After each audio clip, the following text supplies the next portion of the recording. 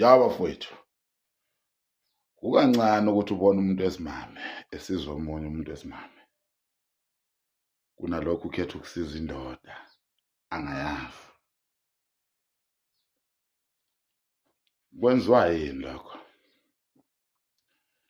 Abantu besimame banenye ingqondo. Hlezi ngitshela abantu ukuthi mangathiwa emhlabeni siphila samadoda phela. Ngabe abantu abafi. Yayizwa leyo nto leyo. Yabo nje silwa njena nje abafazi. Basiqhatha abafazi. Umuntu wesimame bafowethu wadalwa wangaphiwa ingqondo zokuyicabangela yena.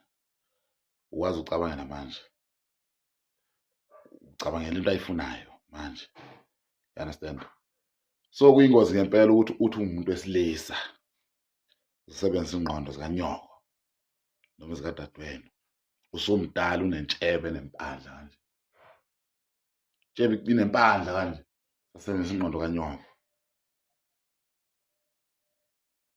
Angisho ukuthi omama nibathathe kancane. No, banomsebenzi wabo. Yabo nje ngoba singaka nje singamadoda. Shanga amasenda amakhulu nje. Yibo labo mama. You understand? Basifundisa ukugqoka amabhlu, basifundisa ukufaka icathulo, yonke into nje esiyenzayo. Ngisho nokumithisa sakufundiswa yibona. Kodwa uma indoda kumele uphume ngaphansi kwe-pit court control. Ya, kanyoko.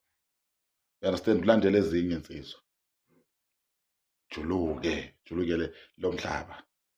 Ungavumi ukukhulela ngaphansi kwe-pit court kanyoko uzoba nenkinga. Yayizwa leyo nto. Sokuxosha thina mangabe sesifuna ukukhuluma indaba eziserious sokususa la uhambe. You understand? Because wena ingqondo zabantu besimame kumele le emakhishini yogeza ithumbu.